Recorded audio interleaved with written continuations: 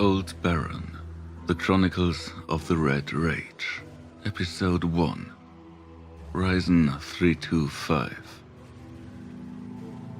A beep wakes me up. Immediately I know what will be heard after the signal, the synthetic voice of the Old Baron. The beeping always begins when the artificial intelligence of my ship wants to inform me about relevant incidents. Recently, the ship chooses a gentle female voice for the announcements. Presumably, we humans respond better this way. Rising from my narrow bed, the lighting intensity in my quarters is increased much too quickly by Old Baron. A sadist. Captain von Richthofen, please come to the bridge immediately. The governor of Precinct 5 wants to talk to you. Is that so? As usual, the old hag will not let us land. She thinks a stolen Sternenreich destroyer should not be seen near her station. But we have no choice. The Old Baron is pretty battered. We are badly in need of repairs, supplies and ammunition. If we had the money, we'd even buy half a swarm of her interception drones. But it will only last for 2 or 3 pieces at best. I'm on my way. Give me a minute. I could talk to the governor from here, but I want her to see me standing proudly on the bridge. I am quite vain in this regard. Rushing through the dimly lit corridors, bypassing a blue glowing coolant puddle and then a broken plastic strut protruding from the left wall, I finger on the control panel of my comm unit. A slight tingling sensation, and the biomonitoring unit that was implanted in my body by the Sternenreich injects nutrients and circulatory stimulants. It annoys me that Old Baron still calls me Captain von Richthofen. I'd prefer Gunther, but there hasn't been enough time to dive into the ship's code deep enough to make those changes. It would not be a problem for Alyhda though, but she would make fun of me if I told her. I reach the bridge faster than usual. It is important that we are allowed to land on Precinct 5. As I get close to the bulkhead doors, attempting to enter the bridge, the doors slide only a little way apart, forcing me to squeeze through the gap. As I said, repairs. Ryder and Hook turn around and salute me negligently as Old Baron announces that the captain has entered the bridge. The bulkhead closes again behind me with a tormented squeal. I wave them off. The other two have ignored me anyway. Alyhda has dived into the ship's sensors via a temple socket and is trying to fix what we are able to with our repair bots. Surely she will sense me with one of her 2 brains, but prefers to devote her attention entirely to her current task. I've seen her control more than 100 drones at a time. I only manage 3 with a jack and get nosebleeds after 5 minutes. The 2 albino clones are more than busy with the operation of the midfield guns. Ryder has also latched in while Hook walks up and down in front of his screens. We only narrowly escaped the Wagner and Captain von Richthofen, leaving behind quite a few of our tail feathers when we left. But that's the way it is when the Sternenreich wants you. I get why Hook is nervous. Nevertheless, there's no sympathy from me. He knew exactly what he was getting into when he joined my mutiny 8 great cycles ago. Well, actually, I think that he came only for the love of Ryder, but that is not my problem.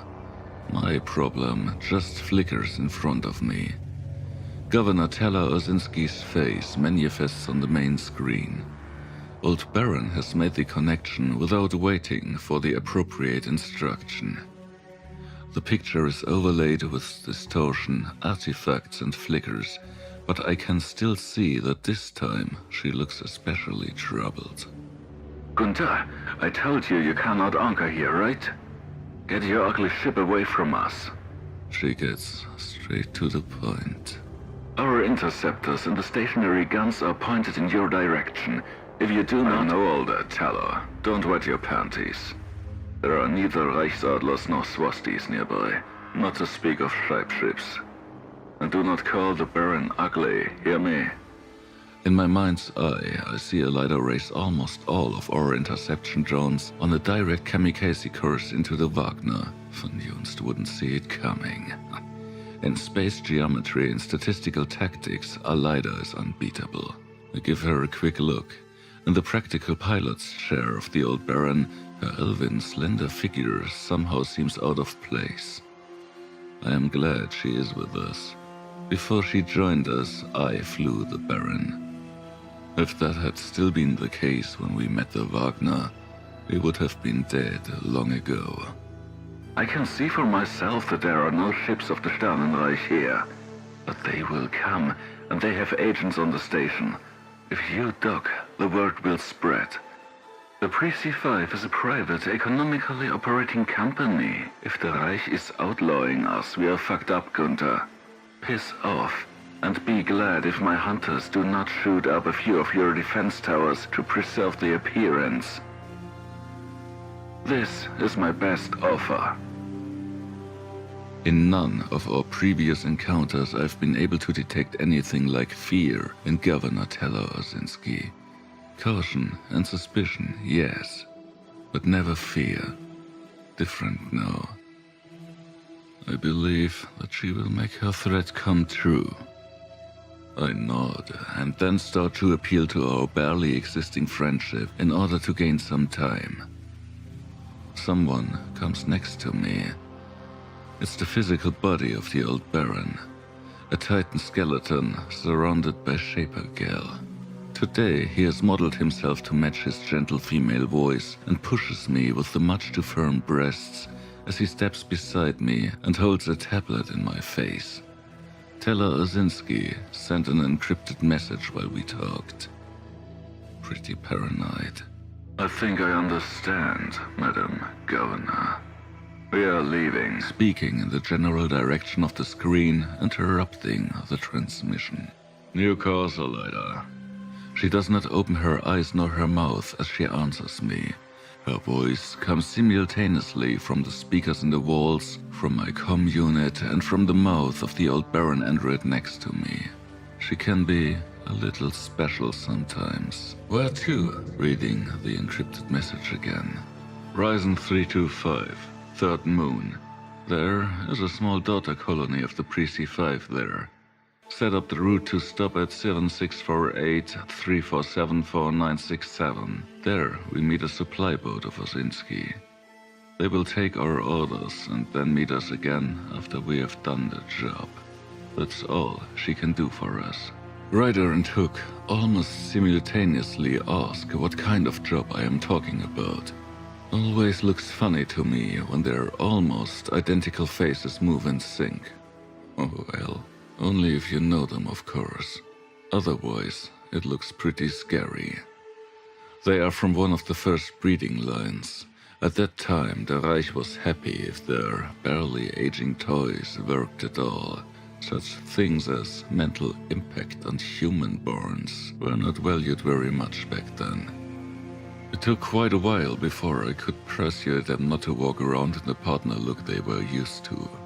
Ryder now wears dark Ulara 6-style street clothes and a dark red armor vest, while Hook has thrown on the uniform jacket of a Reichskommander, a spoil of war which he is quite proud of. I am trying to answer them and push Baron away from me at the same time. Somewhat unsuccessfully. Depends on what we find. Search and rescue, I think. Or perhaps containment.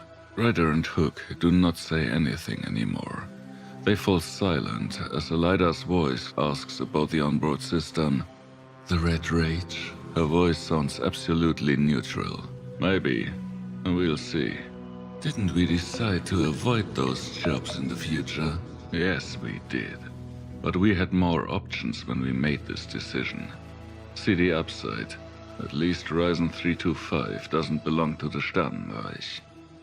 Yes. Because there's absolutely nothing of interest on this Atmo moon.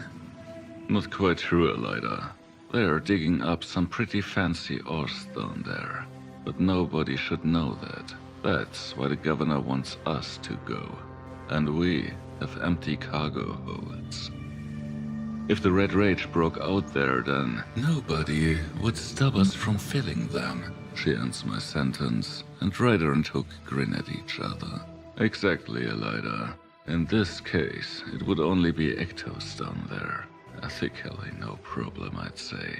And if it's not the Rage, then we'll probably just have to convince the local commander to start paying his dues to Teller Osinski again. In both cases, we would be able to bring the old Baron back on track. Let's go.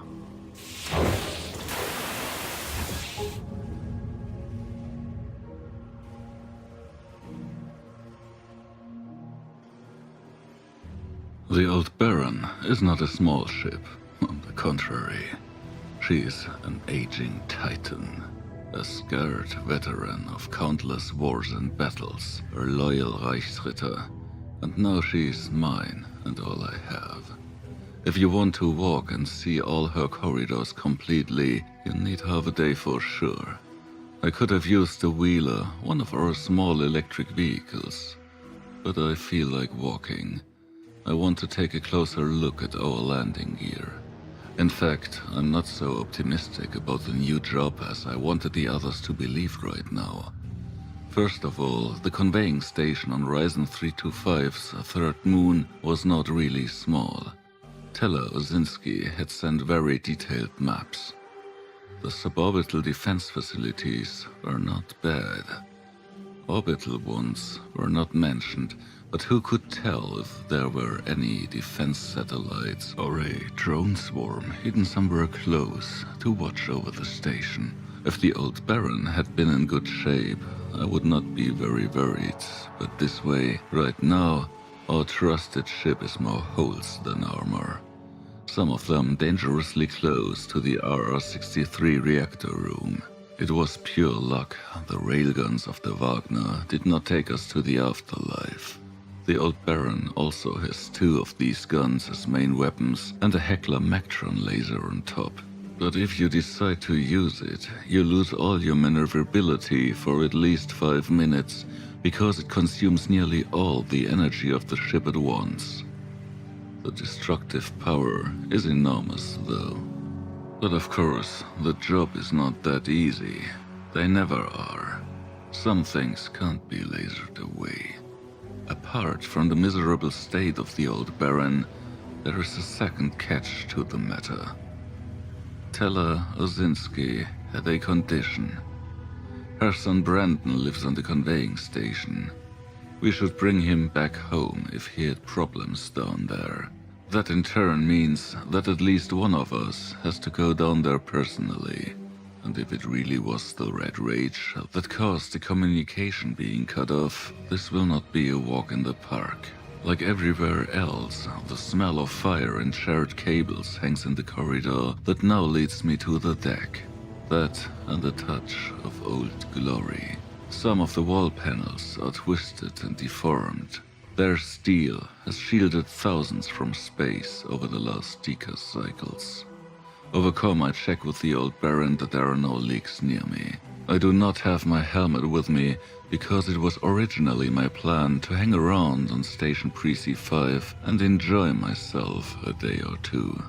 The Baron assures me that I am not in danger.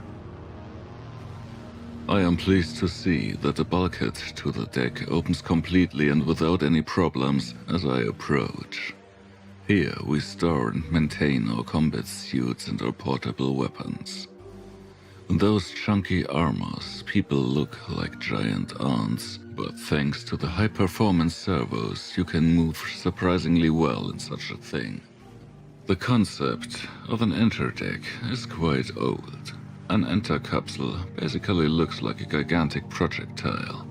It holds up to 8 men in heavy armor. The great fun with them is this. While the close and midfield guns of the ship to be boarded try to weave an impenetrable carpet of projectiles between themselves and their attacker, one shoots the enter capsule straight into this carpet. Hundreds of them, more if possible. Of course, never all of them will be occupied. Most of them get destroyed, and it is simply hoped that those loaded with human infantry will reach their destination, penetrate the enemy ship's hull, and stop somewhere inside. There, the poor pigs that had been shot towards their ugly fate could then disembark, cause a maximum of chaos inside the enemy ship, and ideally take control. I myself have had the dubious pleasure of being shot through space in such an intercapsule 3 times. It was not fun. Since I am captain of the Old Baron, we gladly have never had to use a single intercapsule. We still have hundreds of them. However, the Wagner has deformed the launch tubes with her rocket swarms more than slightly, currently to 99% unusable. I inspect our combat suits. They are pretty bruised, but I do not find any indication that the armor is weakened. Only hooks, 3 out of 5 grenade mounts are empty. I go to the corresponding locker, take out the explosive projectiles, and attach them to Hook's armor. Then a thought pops up. If Hook is sloppy with his grenades, is he safe with the rest of his ammo? I find out I am right and fill up all the armor internal ammunition magazines on Hook's battlesuit. His Vollrüstung. Sloppy clone bitch. Next, I'll inspect the huge hangar deck. Frighteningly empty. There are exactly 17 autonomous interceptors controllable by Alyhda's 2 brains. The Old Baron is not called old for nothing. The technology of the ship is no longer state-of-the-art. At the time of its construction, this was different. Back then, this ship had belonged to the absolute elite. That is the only reason why it is still a serious opponent today.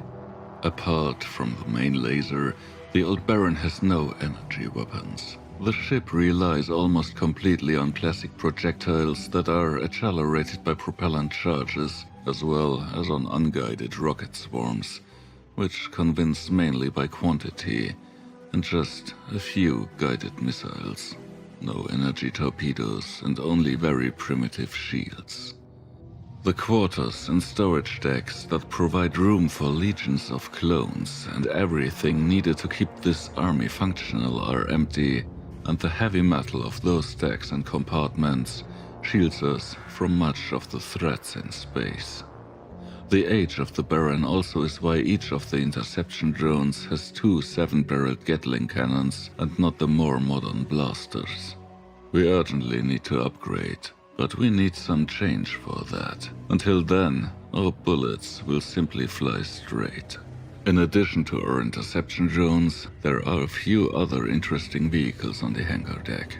2 Reichsshuttles for civilian transfers, barely used. A lost dropship that is designed for air-to-ground combat and can easily handle the heat of entering an atmosphere. It looks much more damaged than the suits. I check its ammunition magazines and the general condition. Of course, the magazines are full because Old Baron himself is maintaining the dropship with the help of the service robots. For Vollrüstungen, he mustn't touch. Infantryman superstition. If we cannot communicate with Rizon 325's 3rd Moon conveyor station, we'll probably get there with just that chunky box that somehow looks like a fat, gun-staring bumblebee. Such an air landing is only slightly more pleasant than being shot in an intercapsule. I hang around near the dropship for another 2 hours and lose myself in thoughts. Then the Old Baron informs me that it is soon time for the meeting with Osinski's supply ship. A humming sound behind me makes me realize that he in his wisdom has sent a wheeler who will take me back to the bridge much faster than I would manage on foot.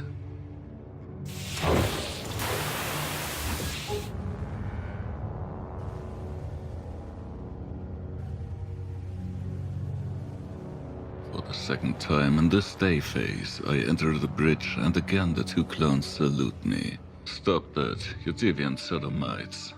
The Sternenreich's protocol is not valid here. They laugh. We have a good relationship. The physical Baron now looks the way his inventors originally had intended. A dignified male appearance with Zwirbelbart. However, he did not change his voice, which irritates me when he tells me that he is ready to connect with the captain of the supply ship. On the screen, I first look at the barge and then at the captain.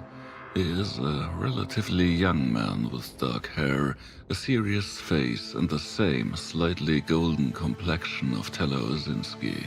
The formalities are discussed quickly. I have pre-written the list of everything urgently needed on board the old Baron and transmitted to him with a movement of my finger.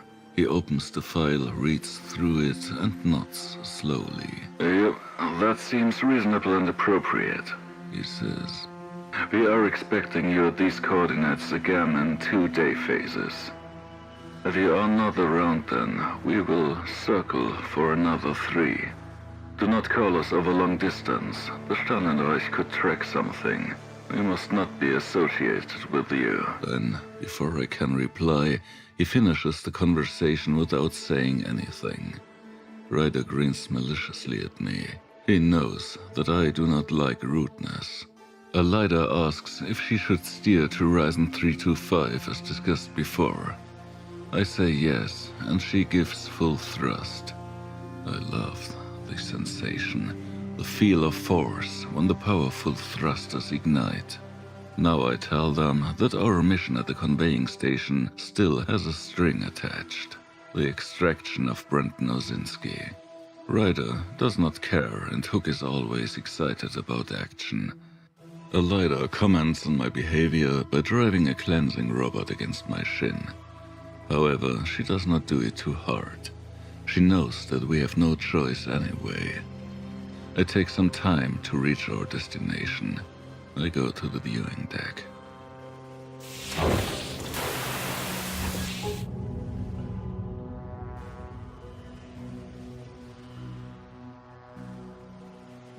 There are people who cannot stand the beauty of the universe, the infinity, the millions of colors, the deep blackness, and the combination of all of that. Psychic weakened persons are infected first. Back in the early days of space travel, when the RR-63 element had just been discovered, the mental hospitals on Altera had been overcrowded with crazed cosmonauts. But not only the universe itself had an impact on the psyche of the first spaceman.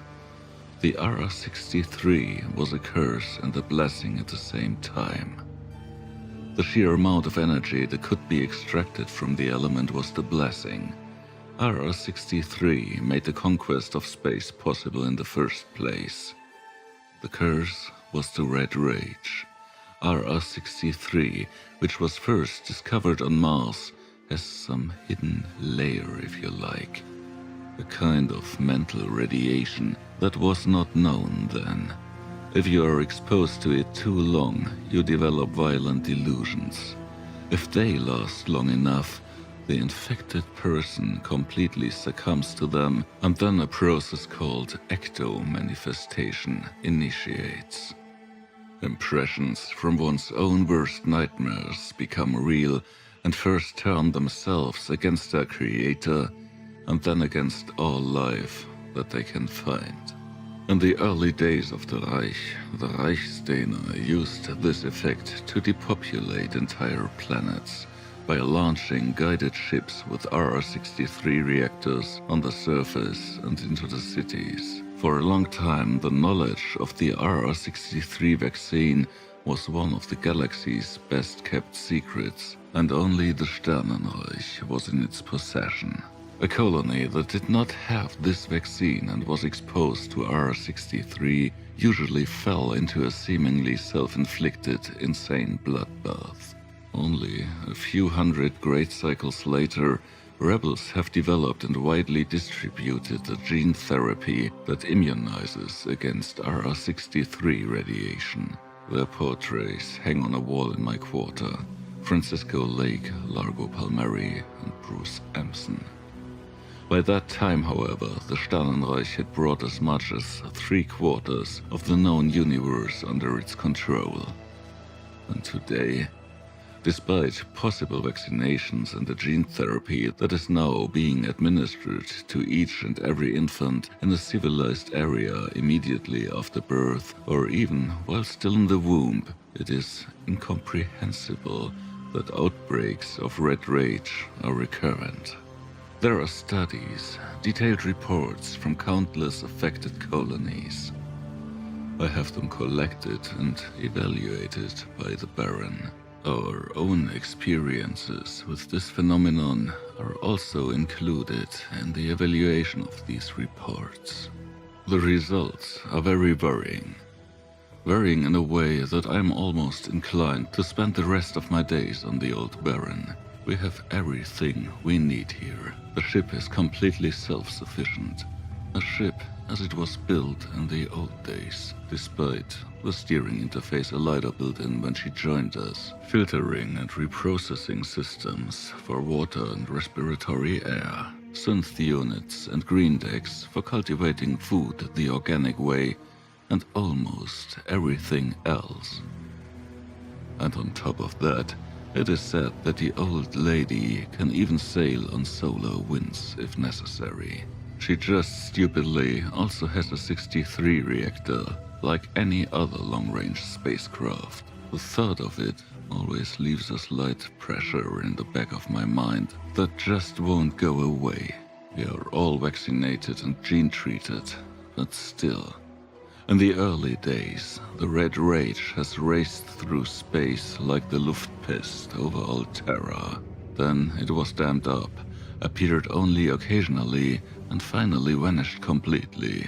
And now, more and more new outbreaks have been reported for a few great cycles, despite gene therapy and smuggled Sternenreich's vaccines. If one then considers that these outbreaks take place exclusively in colonies, stations or planets which were not incorporated into the Sternenreich and often are even engaged in open war with it, then one must inevitably come to the conclusion that the Red Rage again is used as a weapon. Somehow, the Reich must have managed to manipulate both the gene therapy and its own vaccine so that it no longer works within these areas. The vaccine should be the smallest problem. It originally comes from the Reich. Separatists and rebels steal it and send it to the free zones. The intelligence service of the Reich should be able to manipulate some of those batches quite easily. But the gene therapy, they would need agents in the medical care services of the target areas, and a lot of patience.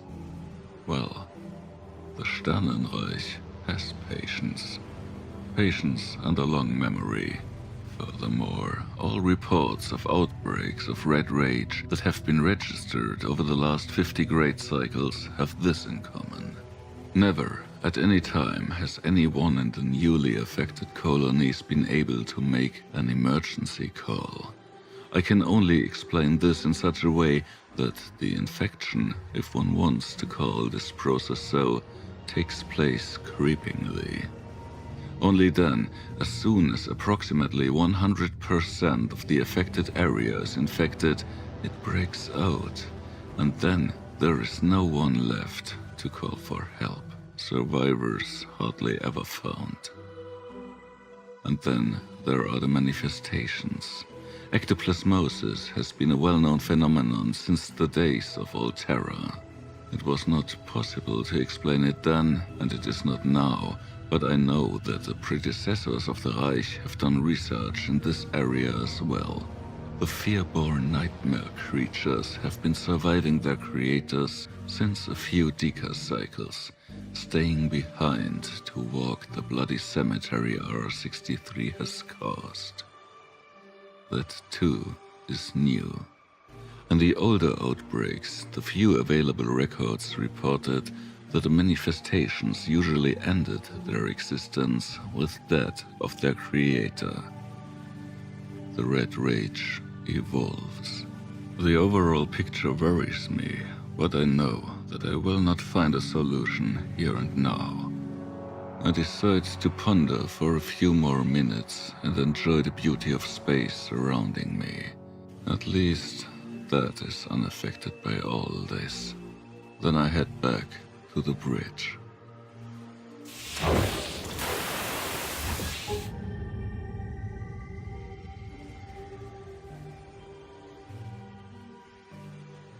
This time, the two clones do not salute. Rather, they release themselves from an intimate embrace and look ambushed in a way that I have to grin. Back to your seats, you Bleichlinge. Do a target practice on a few meteors or something. Ryder mumbles. I can see from Alyhda's tender smile that, as opposed to me, she must have understood his comment. So she does not get too cocky, I ask her how the repairs are going. In 2 hours, at least all damaged circuits and cables will be mended. Energy and water and coolant lines. The large cracks in the outer hull cannot be sealed without additional raw material. All smaller ones were filled by the bots with liquid steel. Not ideal in terms of protection, but space is holding on only 3 decks of Old Baron now. I am pleased, and then ask when we'll find ourselves within the call range of the conveyor station. It will take some time, she says. After all, we do not want to communicate via Whitefeld. Teleosinski values discretion. She's right. Ryder and Hook have actually started a contest now. The winner is the one who can powder the most aimlessly space-drifting rocks within the next hour. I instruct them to do that in simulation mode. The two obey. May the best clone win. I run some simulations myself. They are based on the maps of the conveying station provided by Teleosinski. Contracting my earlier concerns, they have nothing but the long reach down there, meaning that the Old Baron can soar in the orbit above the scene. That comforts me. The availability of large-caliber air support always calms me down when I have to act on the ground. Then, there's the question of how we would get to the planet. There are several possible scenarios, and in the simulations none went down without losses. The problem is Osinski's son Brandon.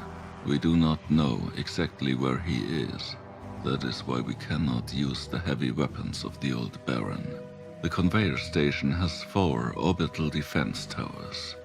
If we were in a war, we would have blown them away with the railguns of our ship from a safe distance, and then would have landed full of Seelenruhe. But what if our target subject was in one of the towers? That possibility is cancelled. A direct approach with the dropship alone would lead to a certain death, the simulation tells me. 2 variants are reasonably promising. We could distract the orbital guns with our drones and try to reach the surface of the planet with the dropship. That would certainly cost us a few more of our interceptors, no matter how brilliantly Alyhda would control them. Or we could penetrate the atmosphere of the planet some 100 kilometers away from sight and then approach the station on the ground.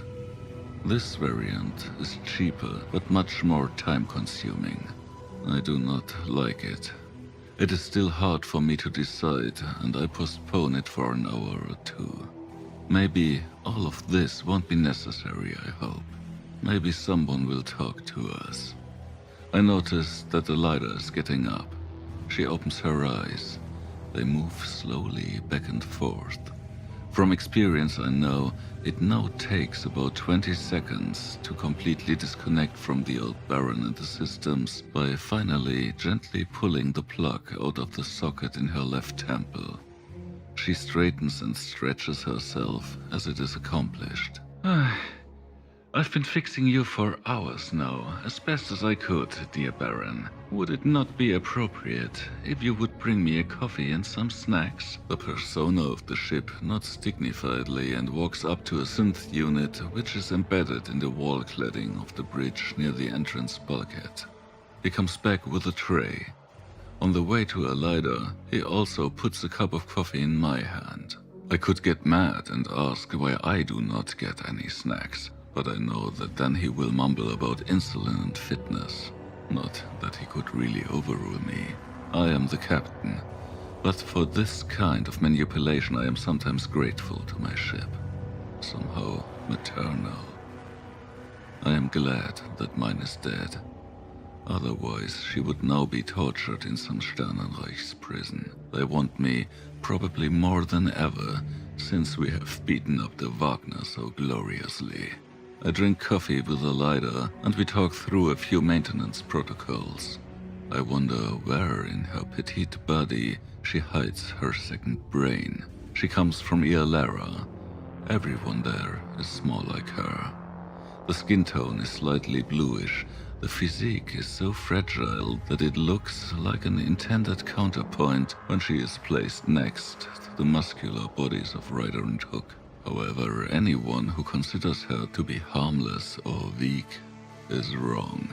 A few great cycles ago, the Sternenreich created them as pilots, hackers, and assassins. Some of their ancestors have fled and have founded a new civilization far from the well-known space routes. Today, their descendants are in high demand for all of their originally inbred talents. Only that they can now trade them in the open market. Honestly, I have no idea why exactly she hired on my ship. Everywhere, really everywhere, she could have gotten a lot more pay and would not be on the wanted list of the Sternenreich. I am a lucky guy, and I know it. When our cups are empty, our conversation is over. Neither she nor I would burden our professional relationship with private chatter. Yes, we would, okay, but not in a situation like this.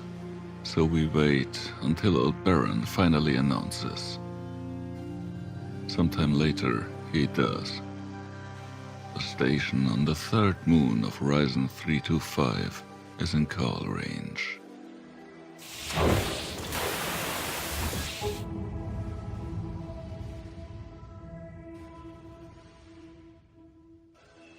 I walk to the command desk and call the conveyor station on all channels. This is Gunther von Richthofen, captain of the Old Baron. I call Moon Station. We ask for a landing permit for an unarmed shuttle with... I hesitate for a minute and wonder if I really want to take all of them with me. With 2 visitors on board. Nothing happens. I repeat. Again, no answer. Can you imagine? One more time, for good measure. Nothing. That does not look good. What do you think? Ryder and Hook shrug. They had been bred for infantry missions. Ryder, however, looks at me with surprise 10 seconds later. They do not answer, but their guns are all aimed at us, he says. Ah, but we are too far away to be hit, right? Yes, naturally. That's not what I am about. Either the defense of this station is on auto, or someone controls it, but doesn't want to talk to us. I'd like to send scout drones, but unfortunately, they would burn up when entering the atmosphere. I think for a second. Then I say, we could put 2 or 3 into an intercapsule and shoot them down if we find an undamaged launch tube anywhere. People would not survive that. The drones may. This way, we could get a better impression than from up here. Otherwise, the scanners show nothing unusual. Alyhda says no. Tube 334 or 226. All of the others are currently blocked. I go and use the robotic arms installed in the wall to move the drones aboard the intercapsule in Tube 334. 3 of the kind we use every now and then to explore asteroid fields if we suspect a hidden threat there. Then I have an idea and steer an additional ground robot into the intercapsule. I do not even know if the other drones are airworthy down there at all. I also do not feel like asking Alyhda. Presumably, they will be able to fly. She almost never makes mistakes and would have told us if otherwise. As I head back to the bridge, I feel that Alyhda is already operating the control thrusters and aligning the Old Baron. The intercapsule is launched just as I stand at my control desk again. We observe the straight-ahead trajectory, then how the big projectile begins to glow as it enters the atmosphere, and how the defense towers of the moon station open fire. But the intercapsule is too fast and survives the hail of bullets. Shortly before hitting the ground, the brake wings expand. Nevertheless, it digs deep into the soil. As I said, human infantry would not have survived this, despite the G-force compensator. Excited, we observe the hole left by the intercapsule. 3 minutes later, after a cloud of combustion gases is spewed out of the hole that had to come from the blasted capsule opening, one of our spy drones reports its position. Just one. The others probably did not survive the impact. It is one of the 3 airworthy devices. We watch on the tactics screen as it ascends and heads for the point of interest. Alyhda switches the cameras and sensors of our little spy on the main screen. Then she lets its electronic eyes glide down the gigantic main building and the outbuildings connected to it by numerous gangways and bridges. Through the windows, the drone cannot look inside. The system's sun is far too bright down there. The windows are mirrored. For a while, Alyhda makes various calibration attempts with the drone's optics, but it just doesn't work.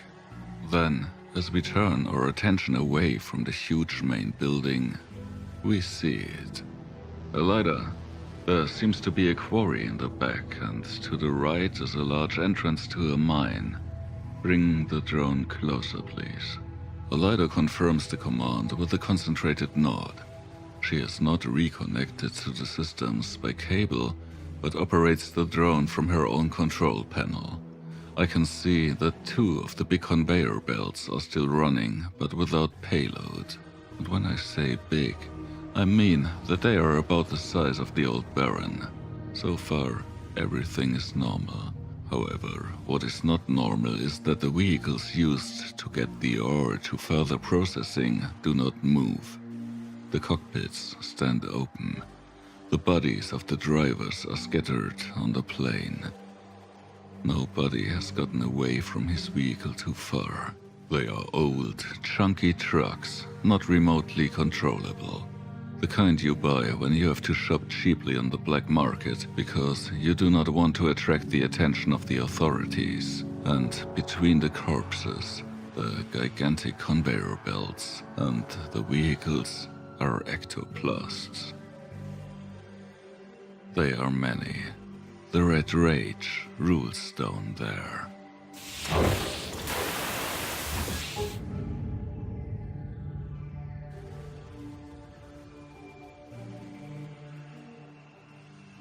We are on the hangar deck. Alyhda has refined the simulations that I have just run. The variant with the interception drones as a diversion is the most promising, and we decide to proceed according to the simulation results. Even if that means that we will completely be without interceptors if the defenses of the conveyor station should destroy all of them. Ryder and Hook keep whining until I allow them to reach the planet with our last 2 Thors, and not together with me in the dropship. The Thors are vaguely humanoid Titan colossi, weapon-staring combat robots operational in space as well as on planets.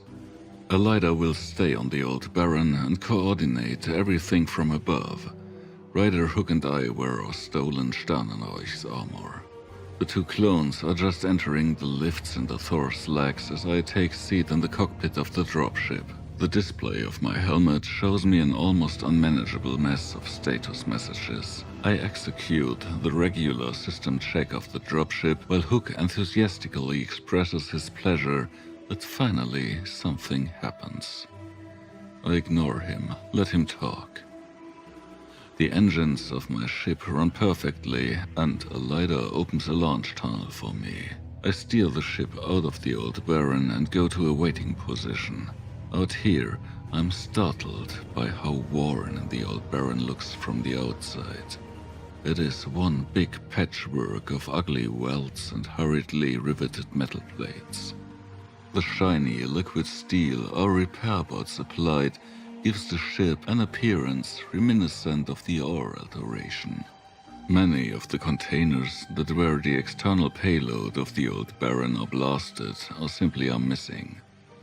3 of the 12 defensive guns operated by Ryder and Hook are also destroyed. The complete hull and most of the control thrusters are deformed by heat, a miracle that they still are functional. My ship reminds me of a dying dinosaur, an almost to death harpooned whale from ancient times, and the hated signs of the Sternenreich are all over the heavily armored hull and add to the ugliness. One day, I will have renounced these symbols once and for all, I swear to myself for the 1000th time. Alyhda launches the interceptors now. 17 slender, fast and deadly spacecrafts shoot out of the hangar deck in a wide, triangular formation to then form a fractal-looking, constantly oscillating pattern. This algorithm was developed by Alyhda herself. Statistically, the hunting drones are the hardest to target in this way. Every now and then, one breaks out of the pattern, behaves atypically, only to again plunge 10 seconds later into the elegant flow of tireless movement that Alyhda has created. Lastly, the gigantic fighting machines controlled by Ryder and Hook leave the old Baron. They are chunky, ugly things that seem to consist only of armor and guns. With their help, we will be able to safely clean up the ectos that are outside the station. Alyhda is instructed to immediately withdraw the hunters as soon as we land successfully. Actually, I did not want to expose the Thors to the fire of the stationary defense facilities. But if it hits the dropship, it will be bad enough if I burn up with it. No reason to take the clone couple with me. Originally, the old Baron had more than 4 dozen dropships. However, I stole her at the end of a Sternenreich's Kreuzzug, a so-called Holy War, which claimed many casualties. But okay, should we be able to complete our mission successfully, we would manage to bring the vessel back on track. Ryder and Hook are now hovering next to me on port and starboard, and ahead of us, the swarm of interceptors is in position. The old Baron lies below, seemingly motionless. "Can we start?" asks Alyhda. I say yes.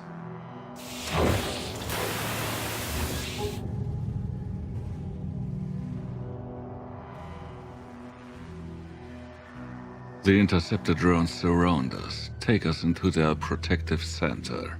Then we accelerate in perfect synchronization. That always is something uplifting, I think. All the wheels mesh perfectly, and we immerse ourselves into the atmosphere of the third moon of Rizon 325. For a minute we are blind and the sensors are going crazy as the frictional heat makes the shells of our spacecrafts glow. When it is over and the control systems have switched to suborbital maneuvering, we already see the muzzle flashes of the defenses below us. Alyhda takes over our control units, and we can do nothing but hope and trust her 2 brains. It takes 5 seconds for the first glowing tungsten projectiles to hiss past my dropship.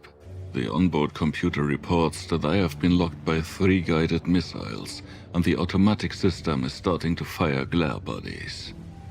As we discussed, Alyhda uses only light and precise weapons. No collateral damage desired. She only targets the oversized capacitor arrays of the defenses, as there are no human losses to be expected. Next to me, one of our interceptors is hit by a rocket. The debris patter against the armor of my dropship. I can see out of the corner of my eye how Ryder's Thor is racing down in a swiftly spiraling motion, seemingly missed by a hair's breadth from several bursts of fire. Ryder screams with joy. Clones are not afraid. Alyhda seems to have taken over the guns of Hook's Thor too, because that precise, almost aesthetic salvos that his Titan Colossus sends upon the steadily swirling missiles everywhere simply cannot have been fired by him. Explosions tear up the air all around us. I see 3 more of our unmanned interceptors first turn themselves into beautiful fireballs and then fall down, blasted into pieces.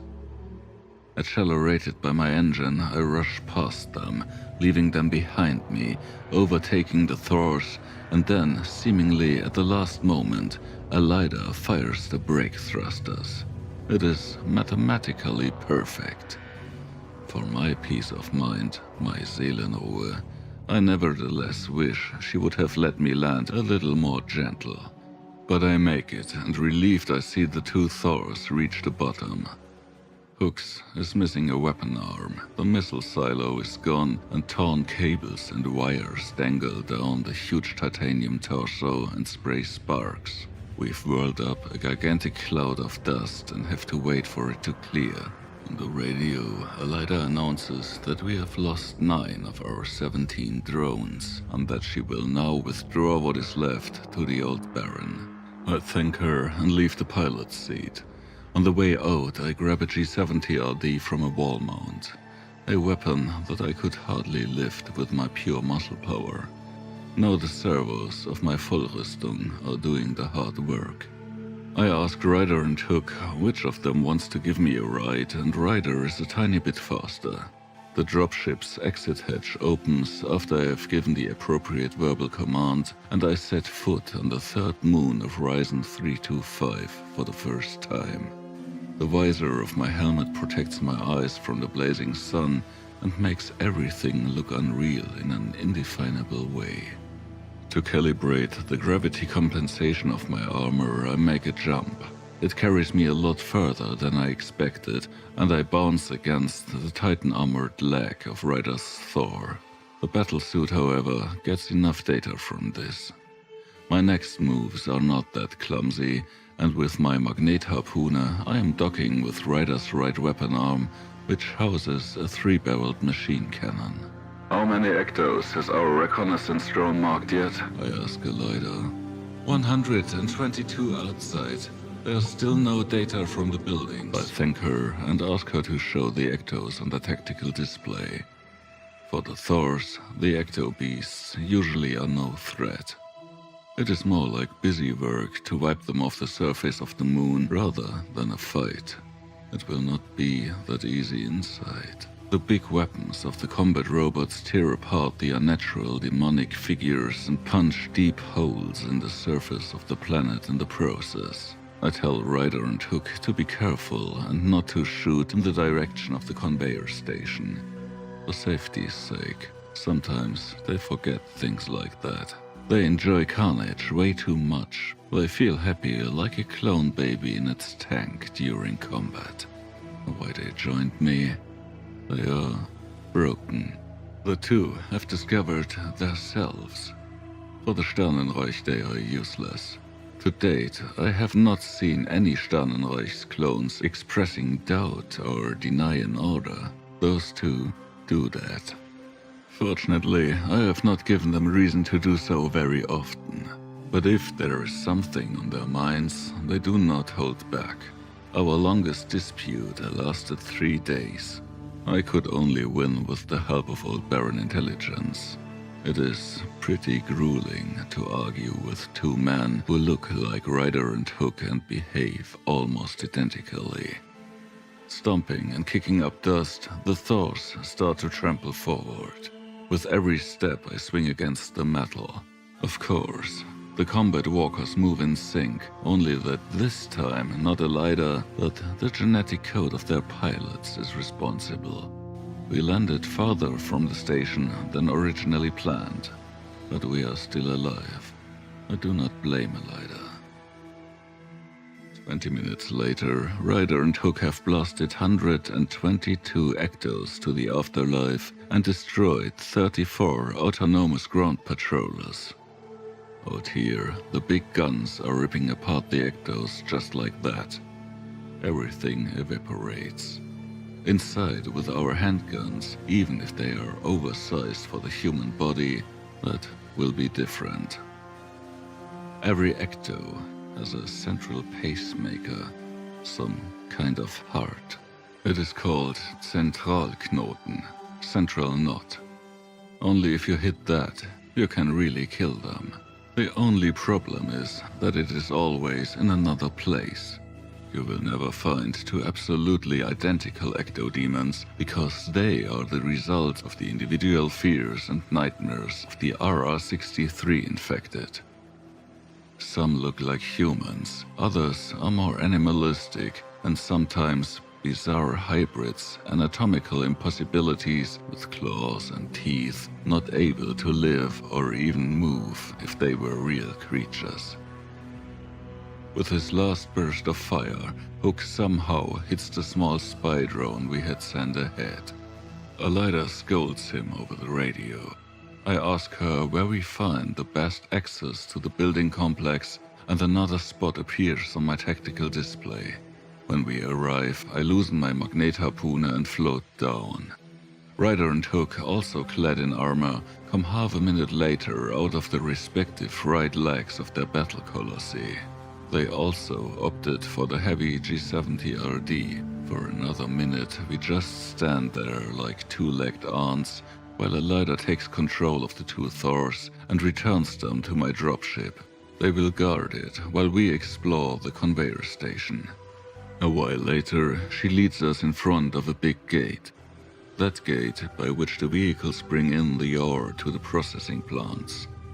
Hook shoots a transmitter neuron into the gate control, which allows Alyhda to hack the door for us. It takes less than 2 seconds, and several hundred tons of metal slide up just enough to allow us to force ourselves through the gap. Then Alyhda closes the gate again. Right after we have left it behind us, the sensors in my armor tell me that one could breathe the air in here. Ryder must also have scanned our environment because he asks if we can open the visors. I deny. We have air for, I look at the indicator in my left arm, 3 hours and 24 minutes in our tanks.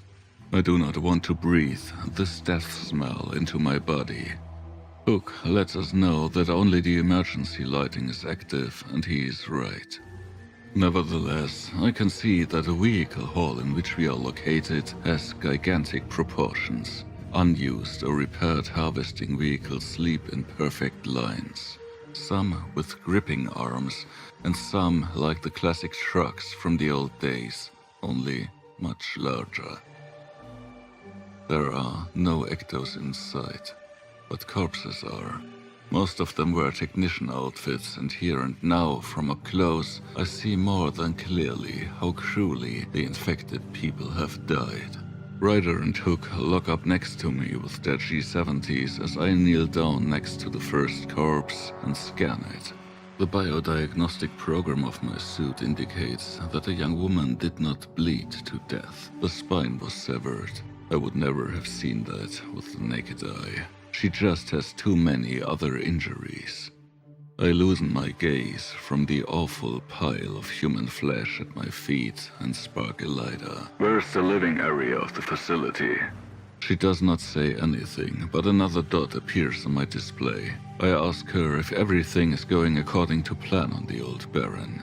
She confirms and tells me that she is checking on some of the returned interceptors.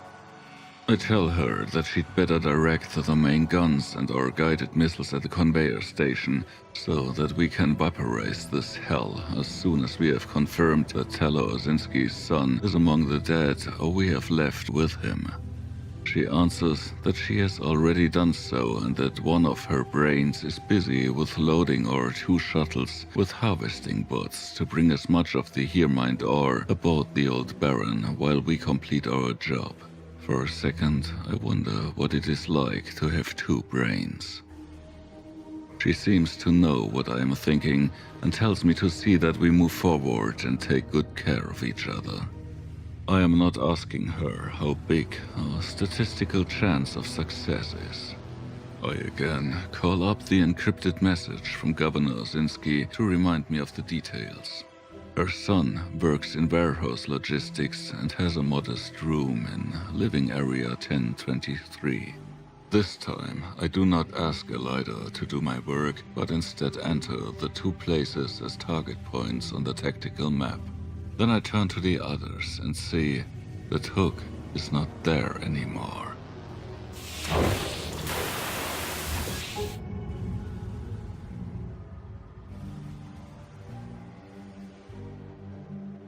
In a fraction of a second, I correct this impression. Hook is still there. He just doesn't stand next to me anymore. Something has seized him. He hangs about 15 meters above the ground and struggles, and I can see he has deployed the nanoblades of his combat suit. His rifle is lying on the ground. The something that attacks him grows out of the ceiling. Not that it broke it, no. It has materialized between the floors. Damn shit, I think. If the central nut of this demon, this gigantic, tentacle-reinforced ecto, is on the next floor or even outside the building, this will not be easy. Ryder now also has noticed what is going on and fires at the approximately 5 by 5 meters large amorphous core of the nightmarish creature, hoping that one of the projectiles will be effective. Another ectoplasmatic tentacle is racing toward me, and I throw myself aside. Then I target the one that holds Ryder in a crushing death grip. I hope that his battlesuit can withstand the pressure that has to weigh on it for a while at least. Then I open the fire on the tentacle. I have to try to dissect it so Ryder can break free. Once he's out of the danger zone, we can use explosive ammunition or grenades. Would make everything easier. Both clones scream now. Hook with irrational fury as he again and again punches the tentacles with the blades, and Ryder worried about his husband. My helmet's acoustic system goes into damping as the violent noise of our shots crosses the threshold. The strikes wander over the tentacle, tearing psi-flesh off, leaving holes through which I can see. The tentacle still does not want to tear. Another tentacle beats after me, and again I manage to dodge. I have to interrupt my burst of fire, though. Ryder, on the other hand, sees what I intend to do and completes my work. The tentacle finally rips off, and the screaming of the nightmare creature echoes right in our heads. The scream is at least as angry as Hook's. He hits hard on the ground, but I know his battlesuit keeps him from breaking his bones. He stays motionless for 2 seconds. 2 seconds in which I shoot again at the Ecto-demon, and in which Ryder charges a micro-missile into the launcher mounted under the barrel of his weapon. When he fires it right into the center of the Ecto, the severed tentacle has already dematerialized, and Hook gets up from the ground. Suction cups have left traces in the metal of his Vollrüstung. Acid. I wonder whose nightmares this creature was probably born of, while I admire the beautiful geometry of the explosion that the micro-rocket causes as it strikes. Manifested tissue flies around our heads, dissolves in flight, and 3 seconds later the danger has gone. Hook storms at Ryder, and in the combat suits their embrace looks awkward, almost grotesque. Alyhda answers via radio. I have never seen such a big ecto. Me neither. I agree. She says something confirming and praises me for my presence of mind, which I find inappropriate. Then I see something. A kind of red mist lays in the air for a second, fluoresces and glows, then forms a line. No, many lines. They start from the points where the Ecto-demon's flesh fell back to the ground, and from there to the ceiling. Then my eyes blur and the lines have disappeared.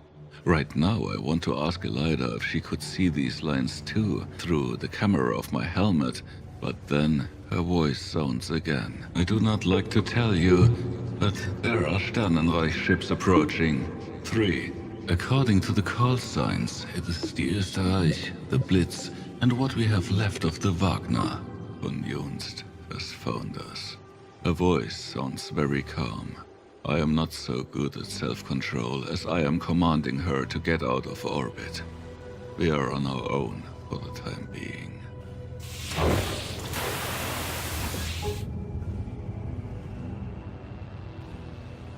To be continued. For more information, please visit bloodword.com.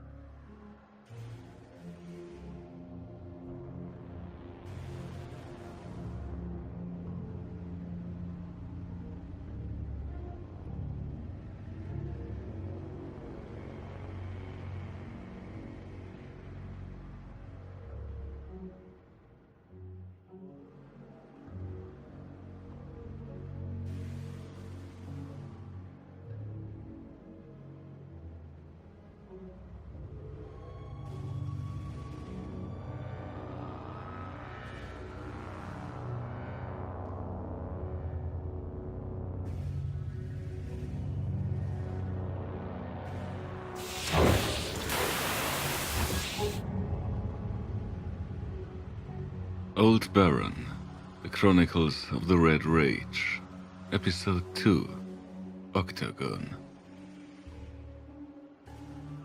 Steam, fog, smoke and a ghostly light. A red haze, smelling of explosives, surrounds us, while Ryder, Hook and I penetrate further into the vehicle hall. It comes from the barrels of our weapons. It comes from the explosions of the grenades. It consists of particles of dissolving ecto-demons. The rows of gigantic lorries that are used on this moon to transport the mind ores appear as if they stand especially for us on a trellis. In reality, however, there are ectos in and among them. I can feel and sometimes see them hiding there. In front of us, behind us, all around us. So far, none had been bigger than the tentacle monster that had broken through the ceiling. I still can't get the suction cup marks on Hook's follower stone out of my head. Lucky Ryder was so quick-witted. They are both walking in front of me. Ryder secures to the left, Hook to the right. I too should be attentive, more attentive than I actually am, because I find myself waiting for Alyhda's voice to ring in my ears. I want to hear her tell me she's escaped the 3 Sternenreich ships. But as much as I am hoping for it, it's not happening. At our current speed, it will take us another 30 minutes to cross the gigantic vehicle hangar, illuminated by weak emergency lighting. I wonder where all the smaller service vehicles that move the teams of mechanics who must have been responsible for the maintenance of the large trucks had gone. Because, as impressive, even titanic as the vehicle hall and the vehicles inside it may seem, all this is antiquated technology. Scrap, either stolen, captured or purchased on the black market. To build and operate a plant of this size without the Sternenreich getting wind of it is only possible in this way. Maybe there is a handful of expensive repair bots somewhere in the conveyor station, but most of the work has to be done with human labor. These people are there too, somehow. Their bodies are all around us, some with dislocated limbs, some with torn, some with their own guts in their mouths. The dead faces are frozen masks of horror. A woman we get past seems to have torn her own eyes out. Couldn't take the horror anymore, I guess. Ryder and Hook have gone silent. Don't make their jokes anymore. Something is squawking. To our left.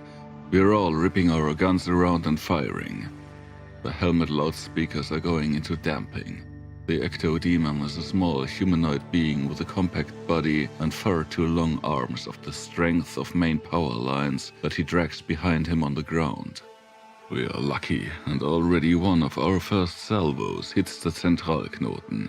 The demon takes a few more stumbling steps towards us and falls to his knees. His arms make semicircular movements, back and forth again, while his psycho flesh begins to dissolve, becomes part of the haze that surrounds us. We go on. At a distance of about 30 meters, I see 3 human-sized cocoons dangling from the front of one of the ore transporters high above. Hook notices them too. He loads a new grenade into the underbarrel launcher of his oversized weapon. Half-load, I hear Ryder's voice over the loudspeakers of my helmet. "Spider," he mumbles. A kind of metallic sound, a scratching as from many chitin-armored legs. 8 of them, I imagine. The spider must be big. About 20 times the size of a human being. That's how I see it in my head. This manifestation of human primeval fear is not necessarily rare. Those infected by the RR63 virus create their fears, and many are afraid of arachnoids. Slowly, we approach the cocoons, and when we have almost passed them, it begins. What is now coming down on us is not a giant spider, but arachnoid are the beasts, and there are thousands of them. They come from all over, from among the transporters, falling off the ceiling, in front of us, behind us, and right and left. In the first seconds, we will certainly tear up 100 or more of the fist-sized, 8-legged bodies. Not nearly enough.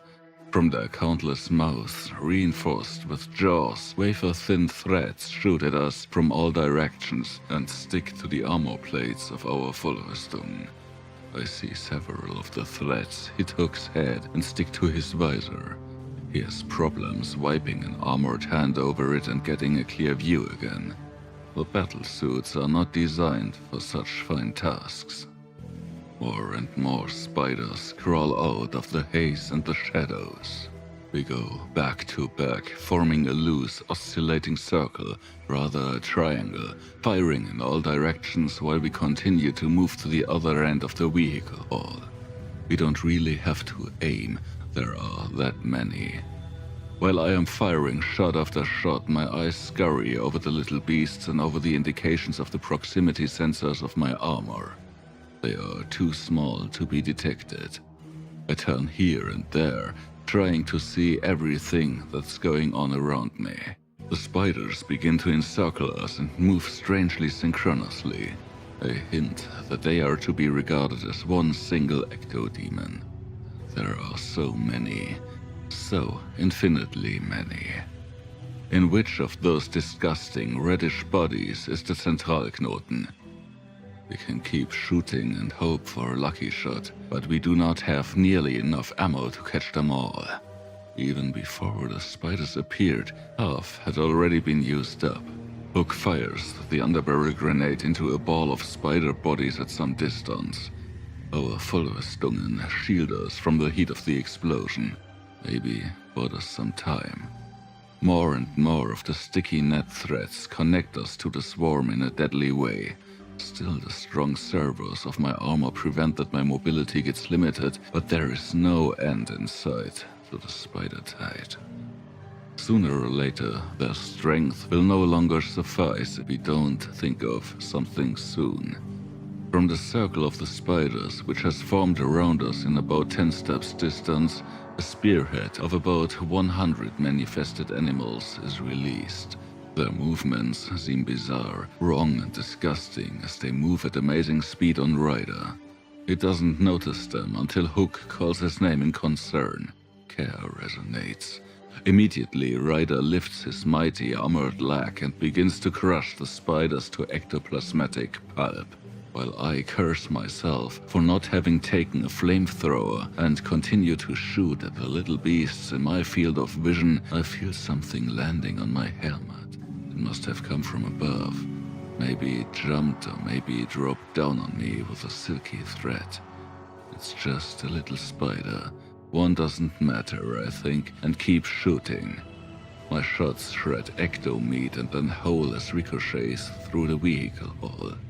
My hail of bullets has broken the circle on my side, and for a short moment I have time to turn my head again to see how the 2 albino clones do. The spider sortie troop which set off on Ryder was processed by him into a reddish fluorescent mass. Only a few surviving animals flee him, rejoin the swarm collective. A retreat. The thought echoes in my head.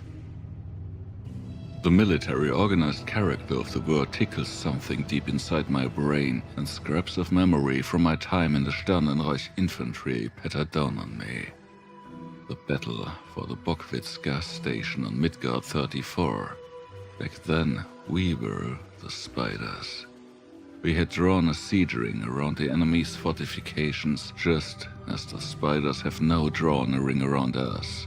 From the cover of one of our destroyed Bärenwut tanks, I launched laser-guided missiles at low-flying rebel fighters, while their troops managed to break through the blockades in 3 places. The rockets hitting. The explosion in the sky draws the attention of another fighter. The pilot saw the jet of exhaust gas from my missile. His onboard guns shred an octagon of our clone soldiers, but the pilot never stops firing. I remember my fear, the almost complete paralysis that had taken possession of me at that moment. Closer and closer, in a straight, precise line, the bullet impacts came and touched the dusty ground seemingly tenderly. On the radio I heard von Junst's orders, saw nothing but raised dust. Draw back now, can't you hear me? Draw back now, move it, Richthofen, get your troops out of I knew that von Junst was in the landing cruiser Siegfried, hovering behind a chain of hills outside the combat zone. The Spider King is safe. Yes, if the one who dreamed of the deadly spider swarm also had military experience, then my 2 friends' armor and mine are covered over and over with web substance. Now I notice that the reactions of my Vollrüstung are not as fast and precise as before. I can't take any more time. Keep them busy. I think I know where the Zentralknoten of this Ecto is. In the back, outside the combat zone. They were always there. The generals. The leaders. The cowardly pigs. I sprint towards the wall of spider bodies piling up around us. They are not moving away. On the contrary, as if pulled together by an uncanny magnetism, they foresee the place where I will try to break the circle they have drawn us in. They tower up there. Hundreds of white threads shoot at me with a frightening certainty, and in their totality, they have a power that shakes me. I mustn't fall, I keep thinking. I mustn't fall at any cost. I am ordering my armor to lift the gravity adjustment. The servos and the joints now work again without any damping. I am pushing myself off the ground with all my strength. The momentum carries my armored body, which certainly weighs at least 200 kilograms, high into the air. Some of the spider threads break, others withstand the force of my movement, and the spiders are also torn into the air. In flight I turn, see Ryder and Hook, still surrounded and shooting. None of them are looking at me. They are too busy staying alive. From up here, the spiders look like a single, bubbling mass. Behind them, I can see the gate area from where we will leave the hangar into the actual conveying station. There are a handful of other Ecto-demons. They don't seem to notice us. It's not them I'm looking for. They are no problem. I am looking for something smaller. Something small, separate from its kind. The Spider King, the General. The coward who does not take part in the battle, but who observes and coordinates the struggles and sufferings of his subordinates. A single small red fluorescent dot, somewhere in elevated position. My jump reaches its zenith as I scan the roofs and the huge loading throws of the transport vehicles with my gaze. Too little time up here. Too little time to see everything. I had hoped that my jump would carry me to the ceiling of the hangar, that I could cling to a brace there and overlook the situation from above. That's not how it went. I start to sink again and find nothing. Or is it? Yes, there. 4 vehicles behind Ryder and Hook, and the approximately 8-meter-high wheelhouse of an ore transporter on the right side. The optics of my helmet zoom in. There it sits. When I fall, I aim for the spider. A single shot. The projectile bursts the little cowardly beast. I keep falling, putting myself in a position where the dampers of my armor can absorb the fall in the best possible way. Ryder and Hook are looking in my direction. I stare at the never-ending flood of small spider creatures that now draws the circle around the two closer because they stopped firing their weapons for half a second. In a minute, I think. Soon, the thousands and thousands of spider demons will dissolve into red gas. But nothing like that happens. Regardless of losses, the ecto-spiders begin to attack Ryder and Hook. Their chewing tools snap open and shut in a ghostly, thousand-fold rhythm. That noise is horrifying. When I hit ground, the two albino clones are covered over and over by the little beasts. I stand up and sprint as fast as my armor allows. I throw my G70RD on my back. When I turn my wrists, 50-centimeter-long blades shoot out of my forearm armor. Best Sternenreich steel with nano-coating. The spiders are now much too close to the two clones for me to shoot at. What they are doing looks ridiculous, but it's the right thing to do. They stand in front of each other, almost overgrown with spider demons, and, it looks like, beat each other with the mad speed that results from their highly cultivated reflexes and their interaction with the systems of their Vollrüstungen. Of course, they do not want to kill each other. No, with one blow, Ryder sweeps 3 spiders from Hook's shoulder, which cut into pieces, already dissolved while falling. In a quick movement, which makes glaring sparks fly between the blades of Hook's gauntlets and Ryder's armor, the clone returns his husband's favor and frees him from about a dozen demons in one fell swoop. I still have the shrill, metallic sound in my ears when I reach them and also start to help. I try to free Hook's body from the little ecto-demons with fast, precise blows. I sever many-faceted web substance and stocky, 8-legged bodies equally. For about 5 seconds we go on, shouting old Sternenreich battle cries, beating, stabbing and stepping on the approaching vicious beasts which continue to stream in with the tidal power of an eternal sea. We could have continued like this for a long time when the fastly learned routine with which we got rid of our attackers changed. Hook stands still for a second and stares at me. He showed something I cannot understand because I'm roaring and cursing like an Aschat Grail's knight. Thereupon, I see it from the corner of my eye. Ryder whirls around to me, also stares in my direction, and then, as if on a secret command, the two jump at me. Our heavy Vollrüstungen crash into each other. Of course, I cannot withstand a coordinated direct attack by 2 clones of the Sternenreich. They throw me to the ground. Then Ryder's over me, yelling something. He's swinging way backwards. Did spider bites poison him? Did they break through his armor and infect him with something? I see his bladed arm bouncing up, then it races down on my head. He will smash the visor of my helmet with the blades, pierce my eyes, and drive the steel deep into my brain. I scream, and his merciless fist comes down on me.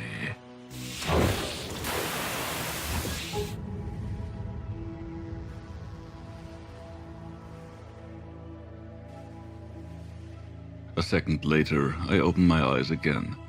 I didn't realize I had closed them. I am still alive. Ryder stands triumphant over me. There is something impaled on his right arm blades. An ecto-spider, a little bigger than the others. I am surprised to find that the 2 clones look quite relaxed. Hook giggles and amuses himself. I don't understand. Sit up to see. The whole swarm is dissolving, passes into ectoparticles and then becomes part of the air around us. Also, the spider body on Ryder's blades slowly begins to disappear. It sat on your head. You could say she rode you, says Ryder, and in my mind's eye I can see his pale face grin. When you came to help us, I hadn't thought anything of it, he explained. After a while, we realized they weren't climbing up on you. They were just focusing on both of us. Not hard to find out which one of the bastards the central node was in. Hook is standing next to him, and in their clone synchrony they knock on their helmets. I won't say anything. Nothing but, thank you. Hook tried to let me know. I just didn't understand him. Angry at myself, I step off in the direction of the lock and leave the albinos behind me. I could have killed the few remaining ecto-demons who come at us with my G70RD. However, I am so angry with myself that, thanks to the power of my armor, I shred them with my bare hands right away. We reached the entrance to the main building. This time Hook uses a pre-programmed code injector Alyhda had developed, and that feeds its command lines into the lock system via a wireless link between Hook's armor and the door controls. It seems to work quite fine with the simpler locks and doors in the interior. If the conveying station were state-of-the-art, the chances would be far lower. The door opens, we walk through. It's reclosing behind us. We are looking at a broad, neoplastic paved corridor. The design is bright and friendly, almost mild, and it stands in stark contrast to what we had experienced and done so far on this third moon of Rizon 325. I still have a bad feeling about taking off my helmet. While I now, in the significantly better lighting of the main building, see how worn Ryder's and Hook's Vollrüstungen are, I wonder what the Spider King has done to my helmet. I'll ask Ryder and Hook to take a look. I do not even have to kneel or bow my head. They are both a lot taller than me. I guess it would have been through in 20 seconds. Not a big hole, very thin, not noticeable at first glance. Like this, Ryder says, pointing his finger at a similar hole in his forearm armor. It's not very big indeed. It can't have come from the spider's jaws. Who knows? Maybe the dreamer gave them a drill. Something like that must have happened. Maybe... No. Now I see it. Countless tiny, wafer-thin furrows and small holes can be seen all over the metal of Ryder's and Hook's armor. Mine must look exactly like this. They didn't make it very far into the Toito steel, but they are straight as a ruler. These are the places where the two clones came into contact with the weaving threads of the ecto-spiders. The web fluid. Acid, actually. The suction cups of the tentacle ecto at the entrance to the vehicle hall had also secreted acid. I wonder if the damage has degraded the armor in a way that it no longer provides protection in a firefight, but before I can think any further, a message pops up on my tactical display. Alyhda sent an encoded text. She avoids radio, either so she can't be located, but it is much more likely she doesn't want von Junst and his henchmen to be able to locate us. The short writing style makes me realize that she must be under a lot of stress. The Blitz is after me. Could shake off the Wagner and the Österreich. They didn't put much effort into it. I'm on the night side of the moon in an asteroid field. My scanners indicate a landing party is on its way to you. I think von Junst wants you alive, Gunther. Otherwise, he would have just wiped out the entire station. I'll call you when I got rid of the Blitz. I am more than relieved that Alyhda is alive, and I am more than concerned that Sternenreich troops are on their way to us, although that was foreseeable. Between the short lines she sent, I read that the heavily damaged Wagner and the Österreich are hovering above us in orbit. Normally, Alyhda would have calculated the time we had until the first contact with the landing troops down to 1,000th of a second. She did not do that. She must be really in deep shit. I'll tell Ryder and Hook what they need to know. Alyhda called in. She's still fine. Busy. A landing party is on its way. Ryder and Hook just shrug their shoulders. Hook is laconically suggesting we make a weapons inventory. And he's right. The result is not very pleasing. Ryder wants to return to the Thors through the vehicle hangar to give the landing party with the big guns of the Titan Colossi an appropriate reception. I forbid it. The idea itself is of course attractive, and we could succeed in the first landing wave. But up there is von Junst in the Wagner, and up there is the Österreich, stuffed with clones like Ryder and Hook, stuffed with their own Thors and landing ships, hunters and drones, equipped with weapons that could instantly pulverize us.